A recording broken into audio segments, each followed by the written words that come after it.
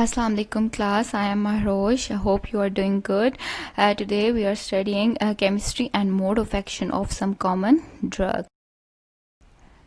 As you all know that drug is any medicine or other substance, it may be natural or synthetic, alright? Medicine or other substance which has psychological or physiological effect when ingested or introduced into the living body, means it causes two types of effects, psychological and physiological. There are many classes of drugs as we had already studied: central nervous system depressants, stimulants, hallucinogens, dissociative anesthetics, narcotic analgesics, inhalants, and cannabis. So, common drugs include cannabis, cocaine, ecstasy, heroin, LSD, lysergic acid, diethylamide, and amphetamines, etc., etc. Here we'll discuss the seventh, which is cannabis, and it is also a common drug, so we'll also include it in our next topic, that is the chemistry and mode of action of common drugs. Okay, so cannabis is actually the psychoactive drug, means it activates the inhalant or person psychologically, means it affects its mental processes, and its main psychoactive constituent is this delta 9 tetrahydrocannabinol. This is not a carbinol, delta 9 tetrahydrocannabinol, all right? And it acts like hallucinogens. Hallucinogen is other class of drug. Hallucinogens are actually that class of drugs that produce perceptions of imaginary things. So we can say that this class of drug, which is cannabis, has mode of action similar to that of other class of drug, which is hallucinogen. But this class of drug, cannabis, produces effects similar to another class of drug, which is central nervous system depressants. Alright, so it produces effects similar to that of central nervous system depressants. Next point is it has very high potential for drug. As we all know that drugs cause addiction, and most 90% drugs cause addiction, but this cannabis has very high potential for addiction. So person जो भी इसे लेगा वो इसका addict बन जाएगा. And next is it is obtain from the cannabis sativa plant, means it has a natural source and it is naturally obtain from a plant which has a botanical name cannabis sativa. It is available in many different forms. It can be smoked. Smoking involves actually burning and inhaling vaporized cannabinoids. Cannabinoids are actually the chemical present in this plant. Okay, so from small pipes, and you can see in this image that a person के हाथ में जो ये आपके पास instrument है इसको आप Bong कहते हो, BONG, बोंग. ठीक है, it's a special type of pipe like instrument use for taking the cannabis in smoke form. all right, so bong and paper wrap joints आप उससे ले सकते हो, और tobacco wrap blunts की फॉर्म में आप इसको स्मोक कर सकते हो, लाइक सिगरेट फॉर्म में भी आप इसे स्मोक कर सकते हो. ठीक है, so it is taken in another form which is called vaporized form. There is a special type of vaporizer which is called dry herb vaporizer. ठीक है, dry herb vaporizer, इसमें आप कैनबिस को डालते हो, उसको आप टेम्परेचर इस इंस्ट्रूमेंट के अंदर इसको प्रोवाइड करते हो 165 टू 190 डिग्री सेल्सियस का टेम्परेचर प्रोवाइड करते हो, और उससे क्या होता है कि कैनबिस के जो सारे एक्टिव इंग्रेडिएंट्स हैं वो आपके पास वेपर फॉर्म में कन्वर्ट हो जाती हैं और आप उन वेपर्स को इनहेल कर लेते हो. सही. Next is you can take it also in the capsules और medicine form as it is a drug. Okay, examples of cannabis include hashish. Hashish is also called cannabis resin. It is the compressed solid made from the resinous parts of the cannabis sativa plant. Next is hash oil, also called cannabis oil, and it is the solvent extract of cannabis, means this oil is extracted in the solvent form from the cannabis sativa plant. Third is marijuana leaves. Herbal cannabis is also called marijuana leaves, and marijuana leaves, you can say that herbal cannabis is obtained from the dried leaves, stems, flowers and seeds of the cannabis sativa plant. Okay, risks of cannabis abuse. Cannabis causes many types of you can say that harm to the person, ठीक है, जो person इसे लेगा उसे बहुत ज़्यादा ये damage भी करेगा, उसे हार्म काज करेगी, ठीक है। तो कैनबिस इज कोई भी ड्रग है उसको आप जो है वो जब एक्स्ट्रा उसको लोगे तो वो आपको एब्यूज़ काज करेगा। अब कैनबिस क्या क्या एब्यूजेस काज कर रहा है, क्या क्या रिस्क्स हैं। First is sedation. सीडेशन आपके पास क्या है कि आपके पास लॉन्ग टर्म यानी आप कह सकते हो कि लॉन्ग पीरियड्स ऑफ अनकॉन्शियसनेस, ठीक है, यानी आप लॉन्ग टर्म के लिए, लॉन्ग पीरियड्स के लिए आप अनकॉन्शियस रहते हो, ठीक है। ये सीडेशन होती है आपके स्लोड रिएक्शन टाइम्स, ठीक है, यानी आपके जो मेटाबॉलिज्म है, जो सारे रिएक्शंस अंदर चल रहे हैं बॉडी में, वो क्या हो जाएंगे, स्लो डाउन हो जाएंगे, ठीक है। ये क्योंकि एक ऐसी क्लास ऑफ ड्रग है ये आपके रिएक्शन टाइम्स को स्लो डाउन करेगी, एक्टिवेटर नहीं है, ठीक है, साइकोलॉजिकली एक्टिव करेगी आपको लेकिन रिएक्शंस को आपको स्लो करेगी। Okay, reduce sperm count in man and it causes depression, chronic anxiety, severe किस्म की बेचैनी काज करेगी और आप किसी भी इलनेस के लिए लेस इम्यून हो जाओगे, मीन्स आप उससे लड़ नहीं सकोगे, आपकी इम्यूनिटी, इम्यून सिस्टम आपका वीक हो जाएगा। Okay, now coming to the chemistry of cannabis, which is our main topic, that we are studying the chemistry and mode of action of common drugs। और कुछ common drug के लिए हमने cannabis को choose किया था और cannabis में अब हम इसकी chemistry की तरफ आते हैं। chemistry में सबसे पहले हम डिस्कस करेंगे आपके पास मॉलिक्यूलर स्ट्रक्चर आ जाता है। मॉलिक्यूलर स्ट्रक्चर में आप देखते हो तो आपके पास ये आपको साइक्लोहेक्सीन रिंग नज़र आ रही है, ये आपको साइक्लोहेक्सीन रिंग नज़र आ रही है। अब साइक्लोहेक्सीन रिंग है and this one is 6 membered ring with a heteroatom like oxygen is called pyran ring, ठीक है। ये आपको पायरैन रिंग नज़र आ रही है और ये आपके पास क्या है, फिनोल आपको नज़र आ रहा है, ठीक है, और ये आपको साथ में पेंटाइल साइड चेन नज़र आ रही है, ठीक है, पेंटाइल साइड चेन आपको नज़र आ रही है। इसका मॉलिक्यूलर फार्मूला क्या है कैनबिस का, C21H30O2। अब अगर हम इसकी नंबरिंग कैनबिस को, यानी इसमें ये जो मेन इसका जो कॉन्स्टिट्यूएंट है, ये आपके पास ये वाला जो कॉन्स्टिट्यूएंट है ये आपके पास टेट्राहाइड्रोकैनाबिनोल है, लाइक एक तरह का, ठीक है। तो टेट्राहाइड्रोकैनाबिनोल का भी हम आपको मैं डिटेल में बताती हूँ, लेकिन डाइबेंजोपायरान रिंग नंबरिंग सिस्टम के अकॉर्डिंग अगर हम बात करें तो ये नंबरिंग हम इसको देंगे 1 2 3 4 5 6 7 8 9 10। So you can say that this unsaturated bond is located between C9 and C10 in the cyclohexene ring, ठीक है, आप ये कह सकते हो। और ये आपके पास पेंटाइल साइड चेन है, मॉलिक्यूलर स्ट्रक्चर क्लियर है, ये आपके पास पायरैन रिंग है, ये फिनोल है, ये सब्स्टिट्यूटेड आपके पास साइक्लोहेक्सीन रिंग है। कि हमारे पास मेन साइको एक्टिव कॉन्स्टिट्यूएंट क्या था कैनबिस का, डेल्टा 9 टेट्राहाइड्रोकैनाबिनोल, यानी डेल्टा 9 THC इसका साइको एक्टिव कॉन्स्टिट्यूएंट था, मेजर एक्टिव प्रिंसिपल कंपाउंड था इसके अंदर। अब टेट्राहाइड्रोकैनाबिनोल आपके पास इसका अनदर नेम है ड्रोनेबिनोल। ड्रोनेबिनोल क्या है, इसका इंटरनेशनल नॉन प्रोपराइटरी नेम है, INN नेम है इसका, ठीक है, टेट्राहाइड्रोकैनाबिनोल का। एक्चुअली टेट्राहाइड्रोकैनाबिनोल के आपके पास 4 स्टीरियो आइसोमर्स आ जाते हैं। 4 स्टीरियो आइसोमर्स आपको ये मैंने बता दिए हैं, ये 1 2 3 4 ये सारे आपस में 4 स्टीरियो आइसोमर्स हैं टेट्राहाइड्रोकैनाबिनोल के। लेकिन अब ये जो डेल्टा 9 टेट्राहाइड्रोकैनाबिनोल 2 एक एसिड है, यानी कि इसी के साथ THC के साथ 2 पोजीशन पे एक एसिड ग्रुप है और 4 पोजीशन पे एक एसिड ग्रुप है। ये दोनों एसिड्स हैं THCA, आप इनको शॉर्ट कह सकते हो, जैसे ये THC था वैसे इनको आप THCA कह सकते हो। ये जो है वो आपके पास कैनबिस के अंदर लार्जर अमाउंट्स में प्रेजेंट हैं, बट ये आपके पास जो डेल्टा 8 टेट्राहाइड्रोकैनाबिनोल है ये भी इसका एक एक्टिव आइसोमर है, राइट। तो ये आपके पास इसका एक एक्टिव आइसोमर है और ये कैनबिस के अंदर आपके पास स्मॉलर अमाउंट्स के अंदर प्रेजेंट है, ठीक है। अब ड्यूरिंग स्मोकिंग आपके पास क्या होता है, जब आप इसको स्मोक फॉर्म में ले रहे हो कैनबिस की, जैसे कि डिफरेंट फॉर्म्स में आपको बता चुकी हूँ ना, तो स्मोक फॉर्म में जब आप इसे ले रहे हो तो उसमें आपके पास ये जो THC हैं ये दोनों ये कन्वर्ट हो जाते हैं पार्शियली THC के अंदर, यानी कि टेट्राहाइड्रोकैनाबिनोल ये एसिड है ना, THCA टेट्राहाइड्रोकैनाबिनोल एसिड है, तो ये THC यानी टेट्राहाइड्रोकैनाबिनोल अल्कोहल के अंदर कन्वर्ट हो जाता है, राइट।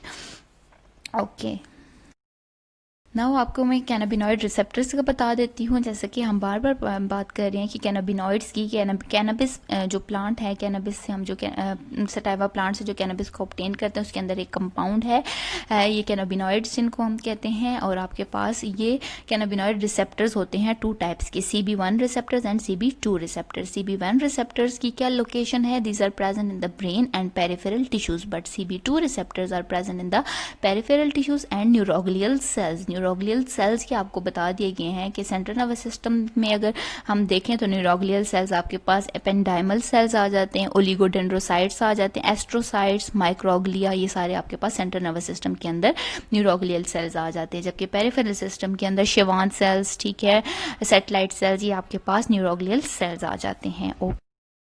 मोड ऑफ एक्शन की जब हम बात करते हैं कैनबिस की, जो आपके पास बी पार्ट है हमारे टॉपिक का, कि हमने केमिस्ट्री और मोड ऑफ एक्शन दोनों को डिस्कस करना है। Mode of action of cannabis की जब हम बात करते हैं तो cannabis contains cannabinoids, these are the chemicals, ठीक है, these are the compounds that are naturally present in the cannabis. अब आपके पास naturally present compound in the cannabis sativa plant due to the high lipid solubility of the cannabinoids, ठीक है, ये जो cannabinoids हैं बहुत ज़्यादा हाईली लिपिड सॉल्युबल हैं। तो हाईली लिपिड सॉल्युबल होने की वजह से हमारी बॉडी के अंदर, ह्यूमन बॉडी के अंदर जो उसको इनहेल करेगा, इनटेक करेगा, स्मोक करेगा, जिस भी फॉर्म में पर्सन ले रहा है, इस वजह से इनका जो परसिस्टिंग टाइम है बॉडी के अंदर वो बहुत ज़्यादा लॉन्ग है, क्योंकि ये लिपिड सॉल्युबल हैं और थोड़े बहुत नहीं, हाईली लिपिड सॉल्युबल हैं, ठीक है। अगर इट मीन्स कि हमारे पास अगर इसकी सिंगल एडमिनिस्ट्रेशन भी आपने की है कैनबिस की, ठीक है, जिस भी फॉर्म में आपने इसको एडमिनिस्ट्रेशन इसकी की है, तो आप इसको आफ्टर वीक्स भी डिटेक्ट कर सकते हो कि हाँ जिस पर्सन ने, मतलब आप कोई भी जो टेस्ट है रिलेटेड उससे आप डिटेक्ट कर सकते हो कि इस पर्सन ने 1 week ago, 2 weeks ago and even 3 weeks ago का भी आप डिटेक्ट कर सकते हो कि कैनबिस की सिंगल एडमिनिस्ट्रेशन ली थी, ठीक है। कोई मैं ज़्यादा एडमिनिस्ट्रेशन की या डेली एडमिनिस्ट्रेशन की बात नहीं कर रही, एक दफ़ा भी सिंगली भी आपने ली है, वंस भी ली है, तो उससे भी आप इसको डिटेक्ट कर सकते हो, क्योंकि इसका परसिस्टिंग टाइम बहुत ज़्यादा है। आप उसको डिटेक्ट कर सको इस पर्सन ने 3 वीक्स अगो, मंथ अगो भी ली थी। इसके हाईली लिपिड सॉल्युबल होने की वजह से ये क्या करेगी, लिपिड मेम्ब्रेन्स जो हैं वो आपकी न्यूरॉन्स की, उनके अंदर एक्यूमुलेट कर जाएगी, ठीक है। अब आपको ये इमेज भी बताया गया है कि आपके पास जो आपकी ये जो सेल मेम्ब्रेन है, लिपिड बाइलेयर जो मेम्ब्रेन है, ये एक्स्ट्रा सेलुलर स्पेस को इंट्रा सेलुलर फ्लूइड से मतलब प्रोटेक्ट कर रही होती है, उसको बचा रही होती है, उसको एक शील्ड प्रोवाइड कर रही होती है ना, ठीक है। तो हमारे जो न्यूरॉन्स की, ये न्यूरॉन का ये द स्मॉल पार्ट को ये उसको एनलार्ज करके हाईली रिजॉल्व करके बताया हुआ है, ठीक है। तो आपके लिपिड मेम्ब्रेन जो है न्यूरॉन्स की, उनके अंदर ये एक्यूमुलेट कर जाएगी। और इसी तरह से THC जो है वो अपना इफेक्ट कैसे काज अप करेगा, ज़ाहिर कैनबिस के अंदर ये प्रेजेंट है ना, मेजर एक्टिव प्रिंसिपल कंपाउंड है उसके अंदर, तो इन CB1 रिसेप्टर्स और CB2 रिसेप्टर्स को यूज़ करके ये अपने इफेक्ट्स काज करेगा, ठीक है। अब ये जो रिसेप्टर्स हैं CB1 रिसेप्टर्स और CB2 रिसेप्टर्स, ये दोनों G प्रोटीन कपल्ड रिसेप्टर्स हैं। G प्रोटीन हम इनको क्यों कहते हैं, क्योंकि ये ग्वानिन न्यूक्लियोटाइड बाइंडिंग प्रोटीन। अब G प्रोटीन्स क्या होती हैं, G प्रोटीन्स क्या होती हैं, ग्वानिन न्यूक्लियोटाइड बाइंडिंग प्रोटीन्स हैं that transmit signal from outside stimuli to cell. Outside stimuli से सेल की तरफ सिग्नल को ट्रांसमिट करेंगे, ठीक है। अब THC जो है वो हमारे पास अल्टर करता है मूड को, कॉग्निशन को, ठीक है, through it's agonist action on these 2 types of receptors, ठीक है। अपने इन रिसेप्टर्स के ऊपर एक्ट करेगा और अपना एगोनिस्ट एक्शन, एगोनिस्ट आपको पता है क्या होता है, कोई भी ऐसा वो चीज़ की, यानी कि जो इनिशिएट करेगा फिजियोलॉजिकल रिस्पॉन्स, ठीक है। जब ये इन रिसेप्टर्स के साथ कंबाइन होगा तो ये THC फिजियोलॉजिकल रिस्पॉन्स को इनिशिएट करेगा। अब THC एक्ट कर रहा है CB1 रिसेप्टर के ऊपर, राइट।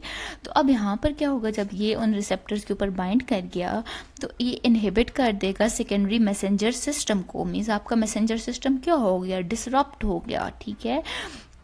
इसने उसको इनहिबिट कर दिया। सेकेंडरी मैसेंजर सिस्टम में हमारे पास एक एंजाइम इन्वॉल्व होता है, एडिनाइलेट साइक्लेज एंजाइम इज इन्वॉल्व, ठीक है। तो उसको भी इनहिबिट कर देगा। जब वो एक्शन ही परफॉर्म करेगा तो आपके पास क्या होगी, आपको मेंटल डिस्ट्रप्शन होगी एंड इवन जो है वो आपके पास लाइक ही आपके पास स्टिमुलेंट तो नहीं है ना, ये साइको एक्टिव तो है ड्रग ये आपके पास जो कैनबिस है, ठीक है। यानी आपको साइकोलॉजिकली एक्टिव तो करेगा, लेकिन जो है वो आपके पास फिर उधर से आपकी जो ब्रेन में मेंटल जो है वो आपके पास एंग्जाइटी आपकी स्टार्ट हो जाएगी, ठीक है, जब आपके पास यहाँ पे ये सेकेंडरी मैसेंजर सिस्टम को डिसरप्ट करेगा। अब इन एक्शंस के जब हमारे पास अब ये हमें एडिक्ट भी बना रहा है, हमारे माइंड न्यूरॉन्स के साथ ज़ाहिर है इसका कनेक्शन है, तो आपके पास लिपिड मेम्ब्रेन्स के अंदर जो है ये अच्छी तरह एक्यूमुलेट हो चुका है, डिसॉल्व हो चुका है। तो फिर उससे जो है वो ज़ाहिर है कि इसके लॉन्ग टर्म्स हमारे पास इफ़ेक्ट्स हैं ना, तो इसके जो इफ़ेक्ट्स होंगे वो बहुत ज़्यादा क्रॉनिक होंगे, ठीक है, क्रॉनिक होंगे। अब इस ड्रग के ज़ाहिर है कि अब हमारा पर्सन की कंडीशन स्वेयर है, ठीक है, अब पर्सन की जब कंडीशन स्वेयर है तो अब उसके लिए कोई भी एंटेगोनिस्ट हमें रिक्वायर है, यानी कि जो इस एगोनिस्ट के एक्शन को ब्लॉक कर सके, ठीक है। अगर हमारे पेशेंट की हालत ख़राब है तो हम उसको एंटेगोनिस्ट एक ड्रग प्रोवाइड करेंगे, ठीक है। तो agonist actions R block bye antagonist CB1 receptors, ठीक है। अब ये एंटेगोनिस्ट CB1 एंटेगोनिस्ट के लिए हम इसको कौन सी ड्रग यूज़ करेंगे, रिमोनेबेंट। रिमोनेबेंट आपके पास एक ड्रग है जो कि इसके एक्शन को स्टॉप करेगी। अब उससे क्या होगा, वो ट्रीट करेगी स्मोकिंग सेसेशन को, आपकी वेट लॉस को रिड्यूस करेगी, मेटाबॉलिक सिंड्रोम रिस्क फैक्टर्स को, यानी कि मेटाबॉलिज्म बहुत ज़्यादा डिस्टर्ब ना हो, उसको थोड़ा बहुत रेगुलेट करने की कोशिश करेगी ये ड्रग, ठीक है। सो आपके पास एंटेगोनिस्ट यानी कि वो आपके पास होता है जो कि एगोनिस्ट के एक्शन को ब्लॉक करे। एगोनिस्ट मैंने आपको बता दिया कि फिजियोलॉजिकल रिस्पांस इनिशिएट करता है जब रिसेप्टर के साथ बाइंड होता है, एंटेगोनिस्ट उसका फिजियोलॉजिकल उस रिस्पांस को क्या करेगा, उसको कम करने की कोशिश करेगा। अब इस तरह से ये जो आपने एंटेगोनिस्ट ड्रग ली है ये भी जो CB1 रिसेप्टर्स के साथ जाकर बाइंड हुई थी, तो अब इस ड्रग को आपको डिसकंटिन्यू करना पड़ेगा। क्यों डिसकंटिन्यू करना पड़ेगा, क्योंकि इसके भी कुछ डिस्फोरिक इफेक्ट्स हैं, ठीक है। डिस्फोरिक इफेक्ट्स हैं मींस ये आपके पास क्या करेगी, इमोशनल डिस्कम्फर्ट काज कर रही होगी आपको, ठीक है। तो आप फिर इस ड्रग को भी आप फिर लेना छोड़ दोगे और फिर आपके पास ये हमने एगोनिस्ट एंड एंटेगोनिस्ट को पढ़ लिया, ठीक है। अब जब CB1 रिसेप्टर्स एक्टिवेट हुए थे, अभी हम फिर एगोनिस्ट एक्शन की तरफ आ गए हैं, जो पहले वाली बात थी, ठीक है। CB1 रिसेप्टर्स को उसने एक्टिवेट किया था, तो टेट्राहाइड्रोकैनाबिनोल ने क्या किया था, डोपामाइन की रिलीज को इंक्रीज कर दिया था। डोपामाइन जो है वो बहुत ज़्यादा अमाउंट में वो रिलीज करने लग गया था। डोपामाइन आपको पता है न्यूरोट्रांसमीटर है, ठीक है। तो डोपामाइन को बहुत ज़्यादा जब इसने रिलीज करना शुरू कर दिया तो उससे फिर साइकोट्रॉपिक इफेक्ट्स प्रोड्यूस हुए थे, ठीक है। साइकोट्रॉपिक इफेक्ट्स यानी कि आपके मेंटल स्टेट को ये इफेक्ट कर रहे थे, यानी आपके ज़हनी हालत पे ये डायरेक्ट असर डाल रहे थे, राइट। तो ये था इसका मोड ऑफ एक्शन। इफेक्ट्स की तरफ आते हैं। बॉडीली इफेक्ट्स क्या होंगी, आपकी आइज रेड होंगी आप जब कैनबिस को इनटेक करोगे, क्योंकि ये एक स्वेयर किस्म की ड्रग है, एडिक्टिव ड्रग है और बहुत ज़्यादा लाइक हाईली लिपिड सॉल्युबल होने की वजह से THC जो इसके अंदर प्रेजेंट है उसकी वजह से इसके इफेक्ट्स जो हैं वो बहुत ज़्यादा स्वेयर हैं, ठीक है। रेडनिंग होगी, इंट्रा ऑक्यूलर प्रेशर आपकी आइज़ के ऊपर आपको आइज़ में खिंचाव फील होगा, आपका माउथ ड्राई हो जाएगा, ठीक है। स्किन में आपको सडन जो है वो सेंसेशन आएगी, कभी हीट की और कभी कोल्ड की, आपका हार्ट रेट इंक्रीज होगा और मसल्स रिलैक्स होंगी, ठीक है।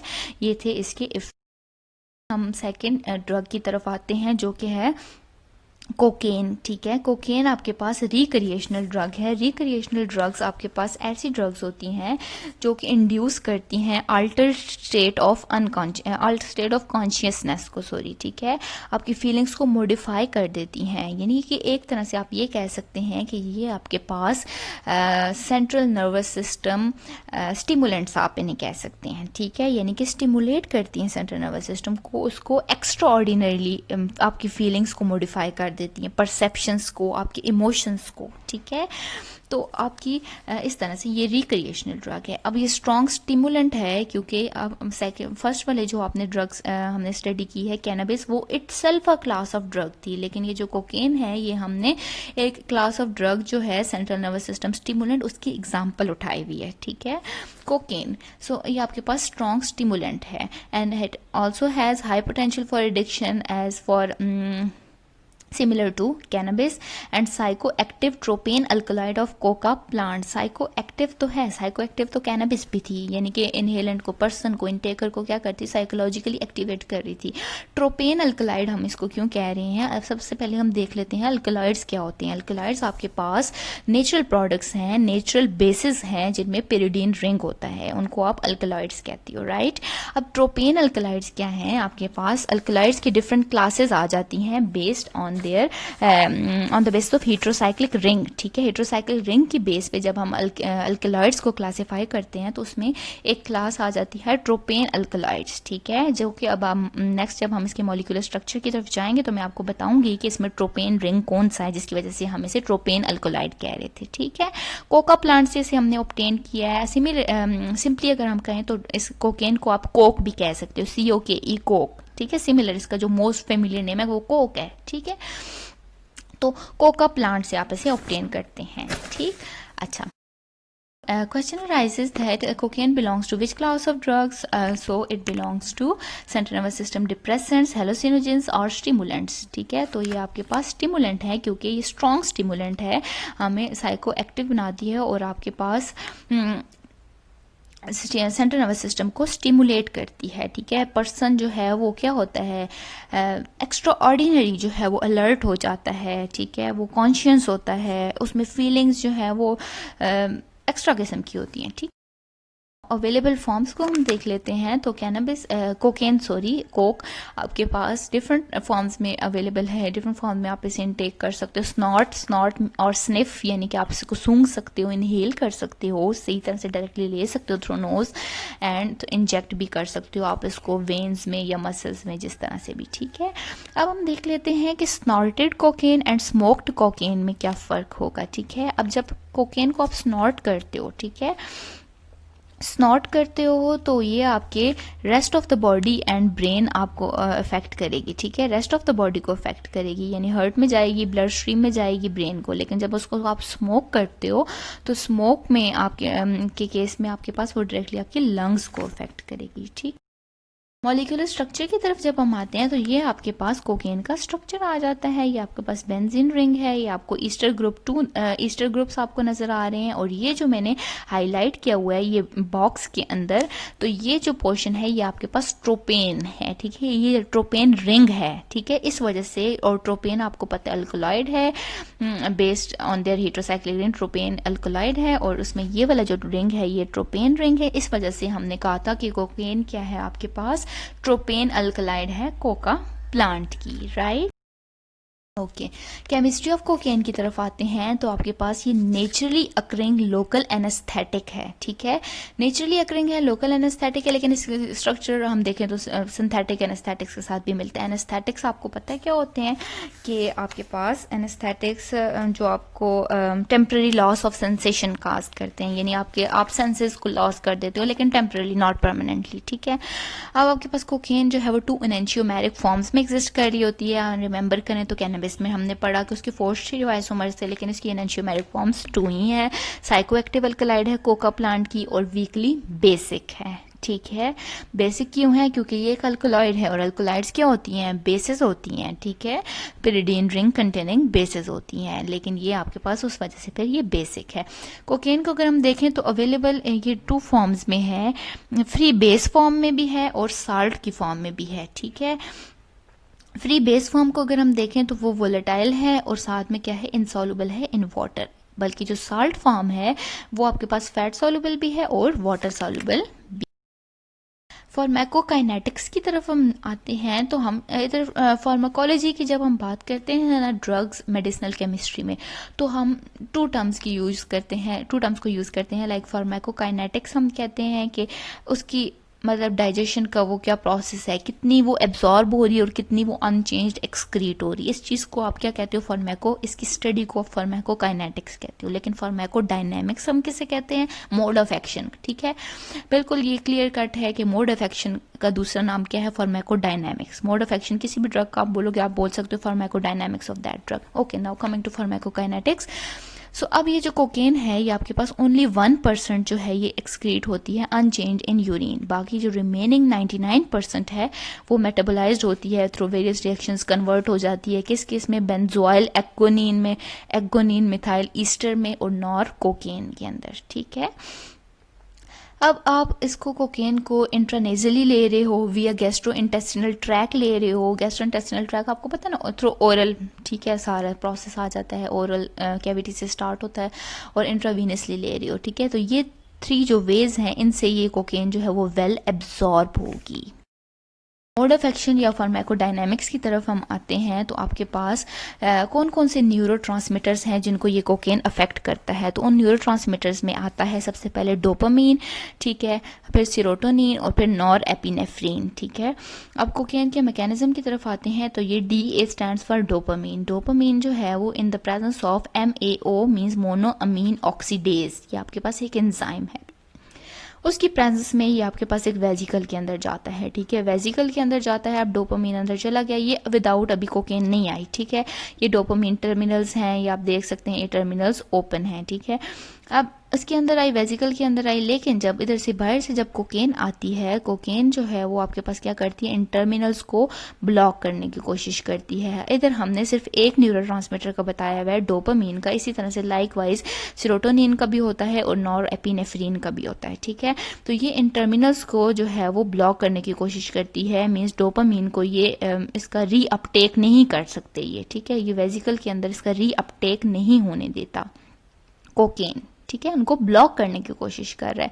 सो आप ये कह सकते हैं कि जब इसकी लो कंसंट्रेशन पर्सन इनटेक कर रहा है, at low concentration cocaine blocks dopamine, DAT dopamine terminal, serotonin terminal, nor epinephrine terminal, ठीक है। बट जब इसकी हाई कंसंट्रेशन होगी तो ये ब्लॉक कर देगा sodium and potassium cardiac channels को, ठीक है। सोडियम एंड पोटाशियम चैनल्स को ये भी ब्लॉक करेगा, आयन ट्रांसपोर्ट रुकेगी, तो जाहिर आपकी मेंटल एक्टिविटी, सारे जो बॉडी प्रोसेस है, मेटाबॉलिज्म सब जो है वो अब हम आते हैं कि कोकेन को जब आप स्नॉर्ट कर रहे हो, ठीक है, सूंघ रहे हो, it enters the blood stream, ठीक है। ब्लड स्ट्रीम में ये एंटर होगा, यूफोरिया, अप्रॉक्सीमेटली 20 मिनट्स के लिए आपको यूफोरिया काज होगा। यूफोरिया मीन्स आपको सडन झटके लगेंगे, ठीक है, ब्लड स्ट्रीम में जब ये एंटर हुआ। अब वो जो यूफोरिया का जो टाइम पीरियड है वो 20 मिनट्स तक रहेगा। फिर आपके पास जब ये ब्लड स्ट्रीम एंटर हो गया तो इट मीन्स इसने हमारे इन जो 3 न्यूरोट्रांसमीटर्स की मैंने बात की, किस किस की, डोपामीन, सीरोटोनिन एंड नॉरएपिनेफ्रीन, ठीक है, उनकी डिप्लीशन स्टार्ट होगी। डिप्लीशन उनको डिस्ट्रॉय करना शुरू कर देगा, उनको ब्लॉक करेगा, उनको खत्म करना शुरू करेगा। अब इनकी डिप्लीशन की वजह से ब्रेन क्या होगा, आपके पास एग्रेसिव हो जाएगा। इन न्यूरोट्रांसमीटर्स की डिक्रीज होने की वजह से, कंसंट्रेशन इनकी लेस होने की वजह से आपको शॉक्स, पर्सन जो है वो शॉक्स एक्सपीरियंस करेगा, सडन शॉक्स उसको लगेंगे। एंड फिर आपके पास क्या होगा कि इनहेलेंट जो है वो इसकी जो कि काफ़ी ये ब्लड स्ट्रीम के अंदर जब एंटर हो गया है तो उससे इनहेलेंट जो है वो इमोशनल जो है वो रैपिड इमोशनल डिस्टर्बेंस एक्सपीरियंस करेगा and even lead to heart attack, okay. अब कंक्लूजन की तरफ हम आते हैं कि आपके पास लो कंसंट्रेशन जब कोकेन की होगी तो वो ब्लॉक करेगा monoamine oxidase reuptake into the nerve terminals, यानी कि आपके पास एक तरह से हम कह सकते हैं कि डोपामीन की प्रेजेंस में जो मोनोअमीन ऑक्सीडेज की प्रेजेंस में जो डोपामीन आ रहा था उसको ये रीअपटेक नहीं होने देगा, ठीक है, नर्व टर्मिनल्स की तरफ नहीं आने देगा, NET, DAT और SERT की तरफ। लेकिन जब हाई कंसंट्रेशन कोकेन की होगी तो ये सोडियम और कार्डिक पोटाशियम चैनल्स को अफेक्ट करेगा और उससे फिर आपके पास, ये आपको पता है कि सेंट्रल नर्वस सिस्टम स्टिमुलेंट है, तो वो वाले सारे इफेक्ट्स ये जो है वो प्रोड्यूस करेगा। स्टिमुलेंट वाले मीन्स एंग्जाइटी होगी, हार्ट फेलियर हो सकता है, हाई बॉडी टेम्परेचर होगा, स्ट्रोक भी हो सकता है पर्सन को, ठीक है, उसके पर्सन के एस्थमा भी हो सकता है, एयरवेज जो है वो नैरो हो जाएंगे, स्वेल हो जाएंगे, ठीक है, और उसका ब्रीथिंग रेट उसका इंक्रीज हो जाएगा और उसको ऐसी चीज़ लगेगा, उसकी सारे बॉडी जो प्रोसेस हैं वो स्पीड अप हो जाएंगे, क्योंकि स्टिमुलेंट्स का यही होता है ना कि उनको अपर्स भी हम इस वजह से ही कहते हैं कि वो सारे यूज़र को ऐसे ही फील होगा स्पीड अप हो जाएगा सब कुछ, ठीक है। तो जाहिर है एक नॉर्मल वे में उन सारे प्रोसेस का चलना जो है वो एसेंशियल है। इफ़ेक्ट्स की तरफ अगर हम आते हैं तो साइकोलॉजिकल इफ़ेक्ट्स क्या आ जाते हैं क्रैक कोकेन की, आपके पास प्यूपल्स को डायलेट करेगा, आपका बॉडी टेम्परेचर जो भी मैं आपको बता चुकी हूँ इंक्रीज होगा, सेंस ऑफ बैलेंस जब लॉस हो जाएगा मीन्स तो उसको आप कंडीशन को आप वर्टिगो कहते हो, कंस्ट्रक्शन होगी ब्लड वेसल्स की, ब्लड प्रेशर इंक्रीज होगा, हार्ट रेट इंक्रीज हो जाएगा, कार्डिक अरेस्ट आपके पास उसका रिस्क हो सकता है, इसके अलावा लंग्स भी एट रिस्क होंगी और मसल्स जो हैं वो आपके पास उनके ट्रीमर आप कहते हो इनवॉलेंट्री वाइब्रेशन को, यानी कि आपके पास थरथराहट भी आपको फील होगी मसल्स में, और ट्विचेस यानी कि आपके पास अनकंट्रोल्ड जर्की मोशन यानी कि आपको झटके से लगेंगे, ठीक है। If you have any question you can personally ask me on my number. Thank you.